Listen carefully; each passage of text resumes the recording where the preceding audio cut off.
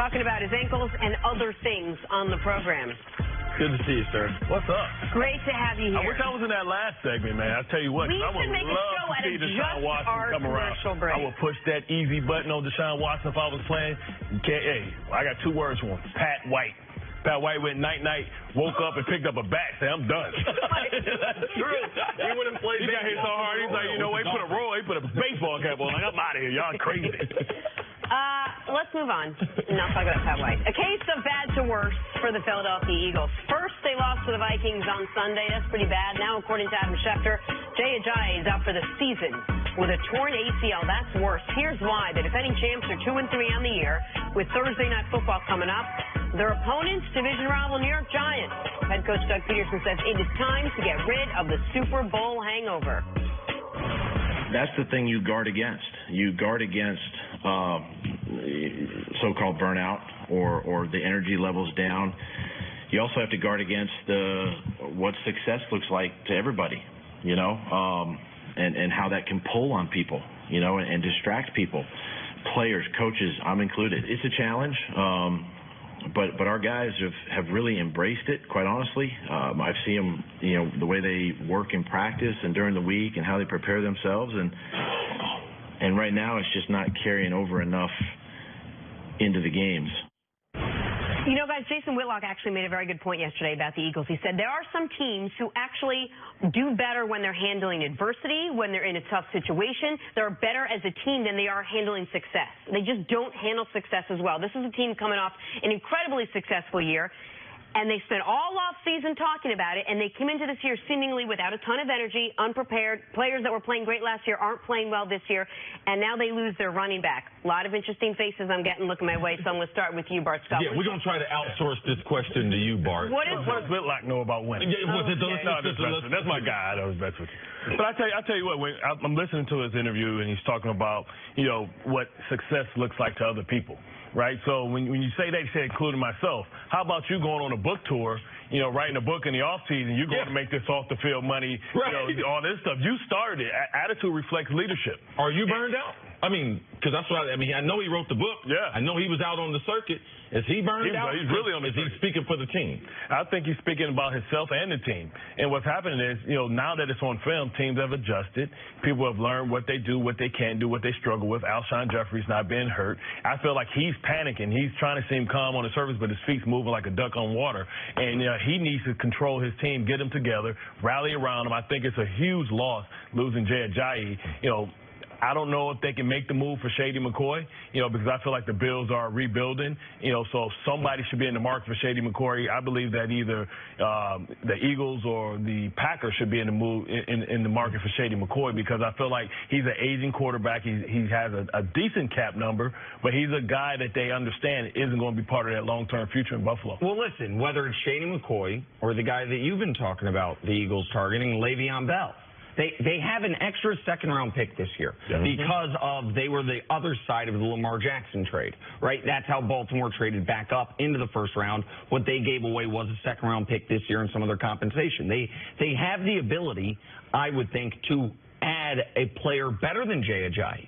And even if it's just a rental, as it would be for Le'Veon Bell, that could be the juice this team needs. On Friday, they restructured Fletcher Cox's deal, so not because of this, but now they have the cap space to add a guy like that. Right. They saved $6 million against the cap this year. They need an injection of something. I was listening to Doug Pederson there, and it just struck me as he was kind of just making things up. Oh, like he was guessing. He was guessing, like, what are we guarding against? And I don't say that disrespectfully, but nobody knows what it's like to win a Super Bowl unless you've won one before. He hadn't won one before. He was only a second-year head coach. All of this came quickly to him and probably somewhat unexpectedly. The jury was still out on Doug as a coach last year at this time. Now he's an expert.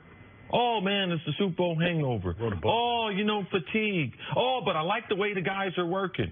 Like, that to me is a coach who's confused. If I'm a player And when we watch press conference and we do read the press clippings, they actually put all the press clippings together and pass them out in the locker room so you don't have to pick up every newspaper. So you see everything that's written about you locally and from a national standpoint. So Doug is in that foreign territory. He don't know what to do. So in the press conference, he's just making stuff up. Mangini admitted. Belichick will never admit it, but the only year that they struggled in New England after winning the Super Bowl was after that first one. So they had to figure out what it's like to be a champion. Where this injury hurts them the most is it hurts because the decision that they decided to go off of LeGarrette Blount. So they decided we're not going to bring a hammer into the season. There's a reason why the Miami Dolphins had Jay Ajayi available last year. The reason why? He had a bad knee. All right? The same knee that he's finally getting operated on. So there was a reason why he was available. The Eagles, what they decided to do this offseason was not bring a thunder into the offense, allow him to go in free agency. So now they have a problem. I believe Howie Roseman makes a move because they want to be defending champs and be able to get into the tournament. They're a dangerous team if they get in because they've had success.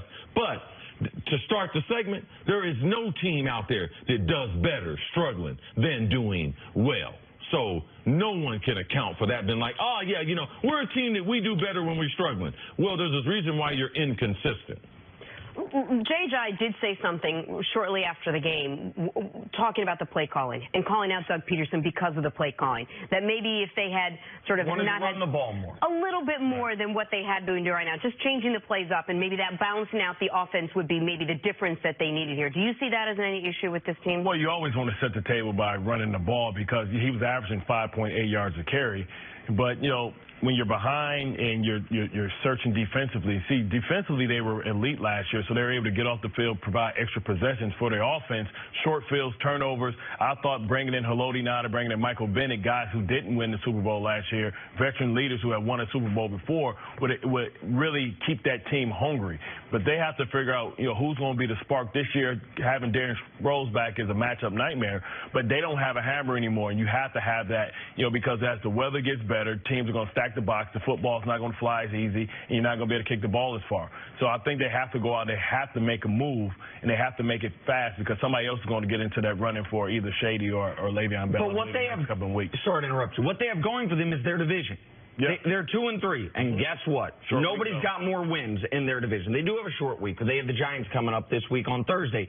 They don't have to be any better than 6-6 with a month to play to still have the ability, hit their stride in December, and to have a home playoff game thanks to having won that division. Now, it's hard to see home field going through Philly the way it did last year, but if you add a special player at running back, they didn't have a special player at running back last year. They had a nice complement of players, Shady or Le'Veon Bell. When you have the cap space and the draft capital to go acquire one of those guys, to me, that could be something that changes the trajectory. Because right now, the Eagles are a team without an identity. Last year, best third down team in the league by over a number of years. This year, below average on third down, below average running the football, below average against the pass. Like things they were great at last year, they're not even average at this year. They need something to shake it up in Philadelphia. You mentioned it, short turnaround this week as they face the Giants on Thursday Night Football. Bart, stick around. Coming up, is Jason Garrett already on the hot seat? Next on First Things First.